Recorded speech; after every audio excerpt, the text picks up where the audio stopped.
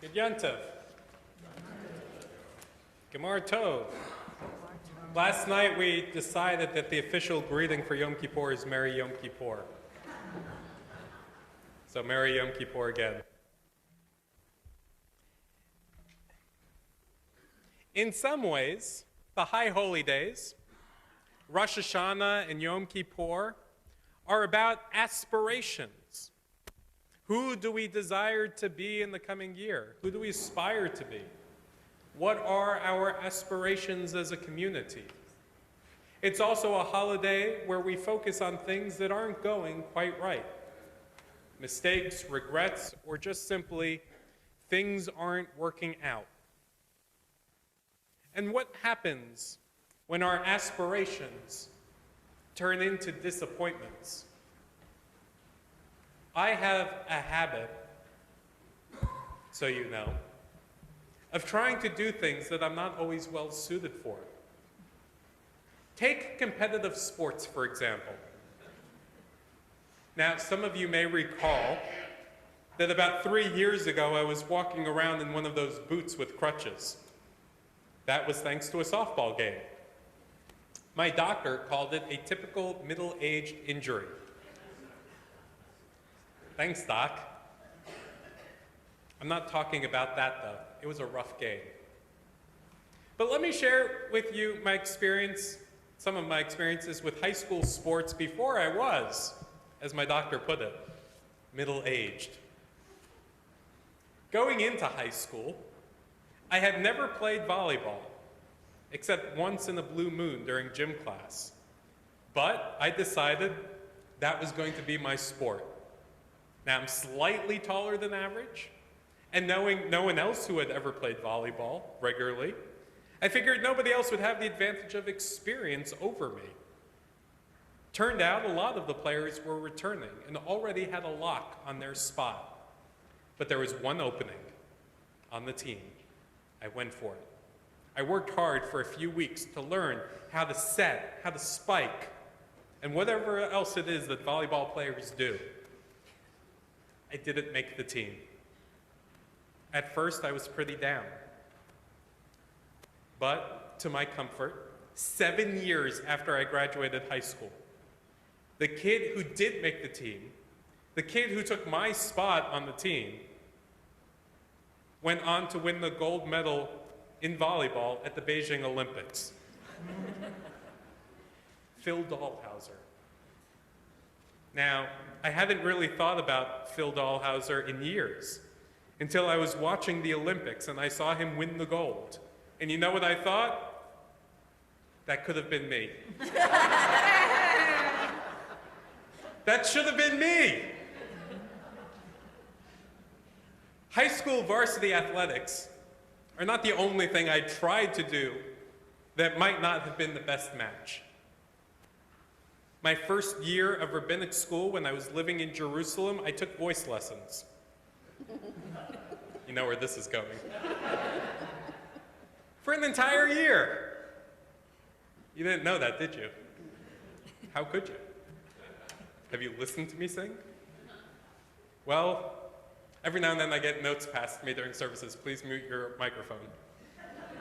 Well, at the end of the year, as I was packing my bags, preparing to return to the United States, my voice teacher decided to write a letter about my singing to any future voice teachers I may have here in America. It said something like, over the past year, I have tried to teach Jason about rhythm, pitch, breathing, everything. It would be worthwhile for Jason to continue with introductory lessons on all of the above. Introductory. After an entire year, I should have stuck to volleyball. Yom Kippur feels like a holiday that is designed to make us dwell on all of the areas that we've come up short. If it's any consolation, the Bible's general view of every single character is that they've got some work to do. Adam and Eve, kicked out of the Garden of Eden for disobeying God's one rule. Noah, he failed to warn anyone of an impending disaster. And then rather than rebuild humanity, he proceeded to get drunk immediately following the flood. Abraham, the first Jew, the first Hebrew, he lied twice. Said his wife Sarah was actually his sister. Believing her to be single and available in each instance, different men, well, you get the idea. What did Abraham get out of all of this? Well, each time he walked away with a bit more money paid by those men to make up for the fact that they mistakenly took his wife to be single. Did I mention Abraham tried to kill his son Isaac? So Abraham comes up a bit short sometimes. My favorite person in the Torah is Joseph. As an adolescent, he was as arrogant as could be. He was not shy about telling his brothers and even his parents that one day they would all bow down to him. Bit arrogant, wouldn't you say? Aaron, who was Moses' brother and the first high priest of Israel, helped to build the golden calf, an idol constructed while Moses was on Mount Sinai, receiving the Ten Commandments, one of which says, don't build idols. So Aaron, well, he had his regrets. Moses, huge anger management problem. He's also a workaholic, but huge anger management problem, mostly manifested by hitting a rock for water when he was frustrated by the Israelites' complaints. God was so disappointed in Moses afterwards that Moses was told he could not enter the promised land. And even though that's the official reason, if you ever sit down and carefully read his last speech, the entire book of Deuteronomy, which comes after he hit that rock for water, you'll see that he really does have a lot of anger and takes it out on others. So Moses, well, he also comes up short. Anyways, I took all of this time to share those stories because as much as aspirations are important, as much as Yom Kippur is about aspiring to do better and be better, sometimes our aspirations just give way to reality. It's hard to be great at everything. Even the greats in the Torah are human, meaning, yes, they are capable of doing great things, but they also fail to live up to their own high ideals. Beyond that, it's not just about failures. It's hard to meet everybody's expectations all the time. It's hard to meet our own expectations. If more than one person needs you at exactly the same time, it's just impossible. Parents know that sometimes work responsibilities conflict with family responsibilities. That's what economists call the opportunity cost.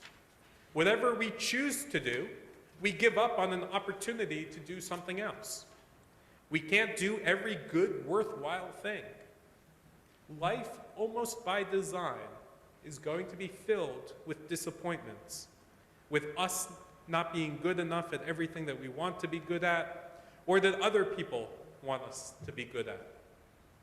And it's important to remember, no one, including us and our worst enemy, are solely defined by their lacks.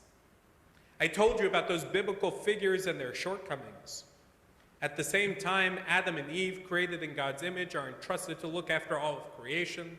And when Joseph was an Egyptian prime minister, he prevented countless deaths because he planned ahead for an eventual famine.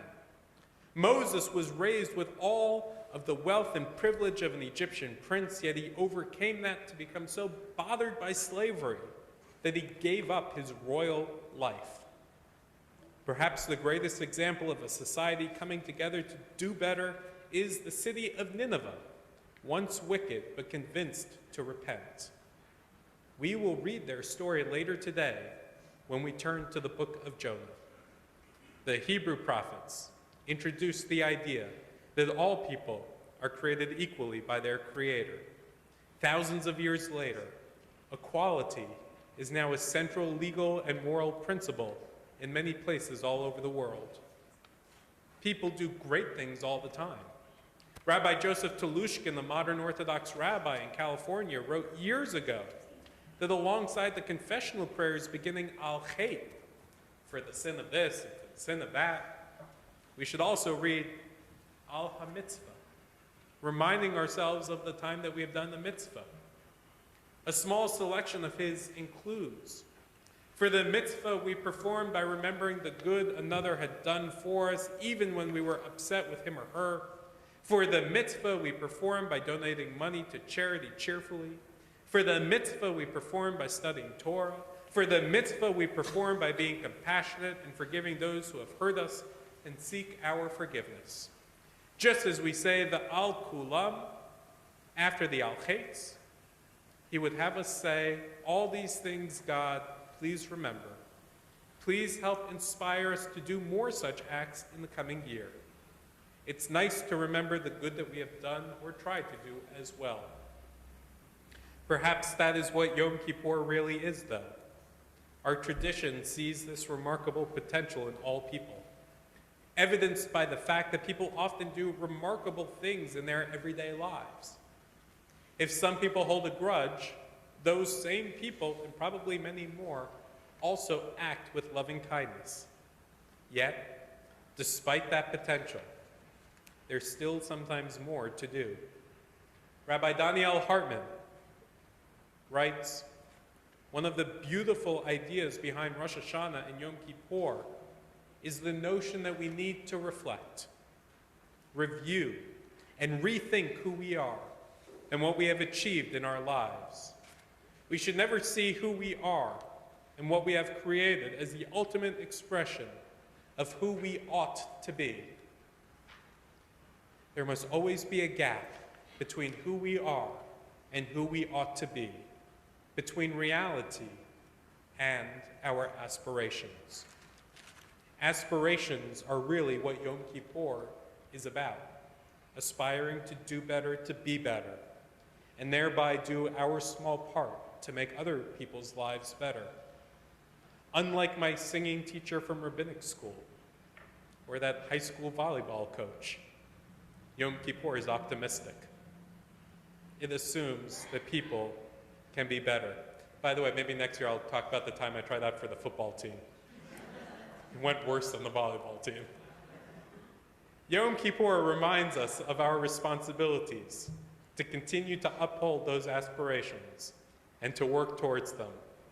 May that be our work and our blessing in the year to come. Merry Yom Kippur.